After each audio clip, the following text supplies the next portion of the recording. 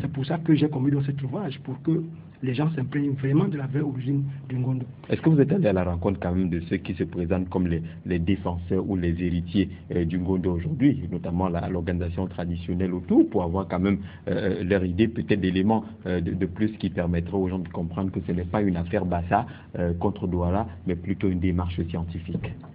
Oh, c'est vrai que j'ai tout fait, hein, les pieds et les mains pour les rencontrer. D'ailleurs, je vais vous dire que dès que ces ouvrages sont sortis, la première personne à qui je les ai offerts, c'est le prince René Bell.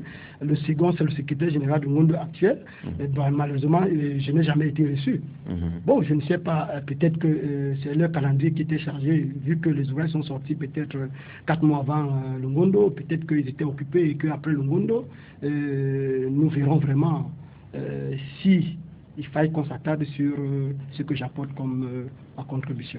En un mot, le livre est forcément accessible, mais en un ou deux mots, qu'est-ce que vous avez découvert justement? Qu'est-ce qui justifie l'origine Bassa du Ngondo?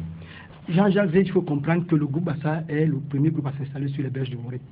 Et lorsque ce groupe s'installe, il accueille un groupe de personnes, à peine 8 individus, ou trop 10, qu'il intègre au sein de son groupe. Ce qui voudrait dire qu'à peine une dizaine d'années, ces éléments s'étaient déjà fondus dans le groupe Bassa. Et au moment où le groupe Bassa une partie du groupe décide de migrer à l'intérieur des terres, ce groupe représente en réalité les 8 dixièmes de l'ensemble du groupe. Donc c'est les 2 dixièmes du groupe qui restent sur les bords du Voré. Mais il se trouve qu'aujourd'hui, on situe la naissance du Ngondo il y a 300 ans. Et malheureusement, ceux qui situent le Ngondo à cette date ignorent peut-être le moment où le Bassa quitte les berges.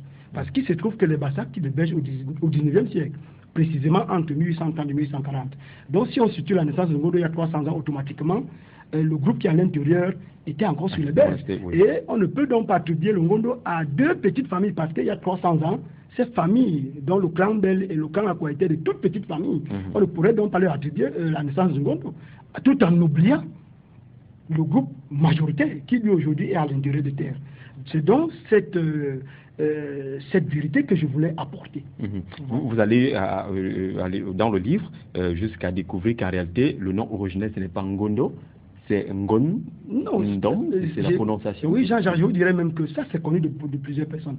Parce qu'en dehors même du nom qui vient d'un terme Bassa, Ngondong est d'abord le mois de janvier qui signifie long et difficile. Nous savons tous que le mois de janvier est long et difficile. Et exactement, d'où vient le Ngondo? Lorsque le groupe Bassa s'installe sur les berges de Voré, le patriarche en chef répartit ce groupe en 4 sous-groupes, dont l'un des groupes s'installe à Bonaberi, un à Bonanjo, un à Akwa et un à Akwa à Dedo. Mais les sous-groupes étaient autonomes. Mais lorsqu'un problème dépassait un chef de sous-groupe à résoudre, il l'amenait vers le patriarche qui, lui, avait autorité pour convoquer cette assemblée qui va prendre le nom Ngondong. Ngondong veut donc dire, étymologiquement, Ngong qui veut dire dur, Ndong qui veut dire narré, mais aussi effilé. Puisque nous savons que même dans le français, on parle du fil de l'histoire. Ça voudrait donc dire que quand une affaire dépassait un chef de sous-groupe à résoudre, il l'amenait au niveau de l'assemblée qui réunissait tous les patriarches pour le résoudre. Donc on disait Anke Ngondong, donc là où on résout les affaires les plus difficiles. Donc c'est là la naissance du Ngondo. Mais il faut aussi révéler que pour ceux qui connaissent vraiment les rites du Ngondo, les sa du Ngondo, donc la langue ésotérique du Ngondo est Bassa. Ce qui en fait justifie que le Ngondo est d'origine Bassa. Malheureusement, ceci n'est pas connu jusqu'à ce jour.